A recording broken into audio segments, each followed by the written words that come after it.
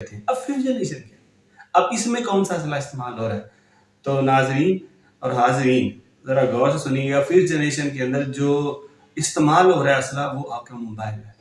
آپ کا موبائل آپ ہی کے لیے استعمال ہو رہا ہے.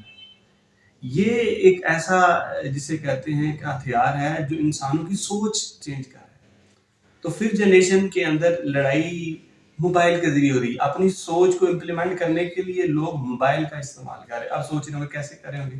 تو ڈفرینٹ سوشل نیٹ ورکنگ کی ویب سائٹ جس میں فیس بک ہے، ٹویٹر ہے، ایمو ہے، تو ڈفرینٹ قسم کی جو سائٹس ہیں اس کو یوز کر کے لوگوں کے ذہن سازی کی جاتی ہے. اور بیسک اس کا مقصد یہ ہوتا ہے کہ آپ اس کے ذریعے جو آپ کے مقاصد ہیں وہ حاصل کر لیجیے چاہے غلط. اور بیسیکلی یہ جو ففتھ جنریشن ہے ایکچولی ڈس انفارمیشن ہے، یعنی ڈس انفارمیشن کرنی ہے، آپ نے پروپیگنڈا کرنا ہے، آپ نے کمپین چلانی ہے، آپ نے مضمون مقاصد کے لیے، اور ایک ریالٹی کو آپ نے جھوٹ ثابت کر دینا ہے. اتنا جھوٹ بولنا ہے، اتنا جھوٹ بولنا ہے کہ جو آپ کا سچ ہے، جو کسی کے جو سچ ہے وہ بھی کسی کو پتہ نہ چلے کہ سچ ہے کیا. تو یہ ہے ففتھ جنریشن. اور جس طرح میں ایک چھوٹی سی مثال دیتا ہوں کہ آپ نے دیکھا ہوگا کہ لاسٹ ایئر ہوا یہ کہ انڈین ایک طیارہ پاکستان کی سرزمین میں آ گیا. پاکستانی جو طیارے تھے انہوں نے اس کو سٹرائک کیا اور گرا دیا. ابھینندن جو وہ پائلٹ تھا پاکستان کے فوجیوں نے اس کو قید کر لیا. اب دیکھیں پاکستان میں انٹر ہوئے، پاکستانی فوج نے گرایا.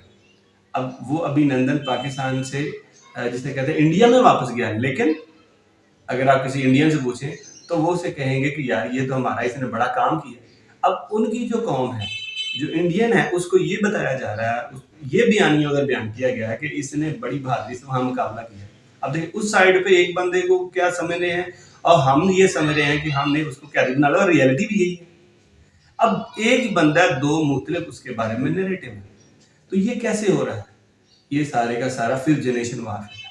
ہر ملک لاکھوں کروڑوں اربوں ڈالرز اپنی جسے کہتے ہیں ففتھ جنریشن پہ جسے کہتے ہیں خرچ کر رہے ہیں. ایون پاکستان کے اندر بھی مختلف پارٹیز ففتھ جنریشن وارفیئر کے ذریعے اپنے بیانیے کو امپلیمنٹ کر رہی ہیں، ٹھیک ہے، تاکہ ان کا جو سوچ ہے وہ امپلیمنٹ ہو سکے.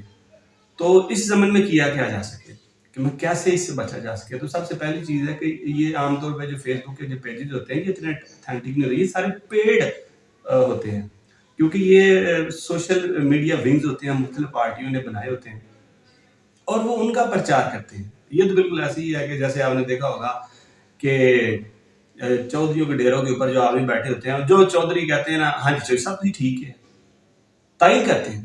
تو یہ جو پیجز ہیں یہ لوگوں کے یہ جو پارٹیز ہیں یہ ان کے اپنے ذاتی پیجز ہوتے ہیں. تو کوشش یہ کرنی چاہیے کہ ایسے جو پیجز جو کسی پارٹی سے ایفیلیٹڈ ہوں اس کو لائک نہیں کرنا چاہیے.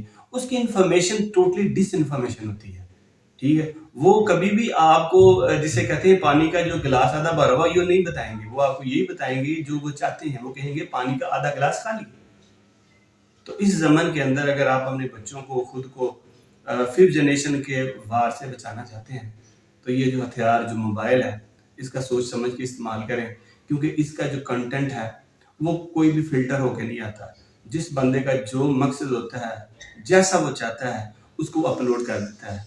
تو امید رکھتا ہوں میں کہ آپ کو یہ آج کا ٹاپک پسند آیا ہوگا اور آپ بھی اس چیز کا ادراک کر سکیں گے کہ آپ کے ارد گرد کیا ہو رہا ہے. کیا ہم بھی کہیں ففتھ جنریشن وارفیئر کے شکار تو نہیں؟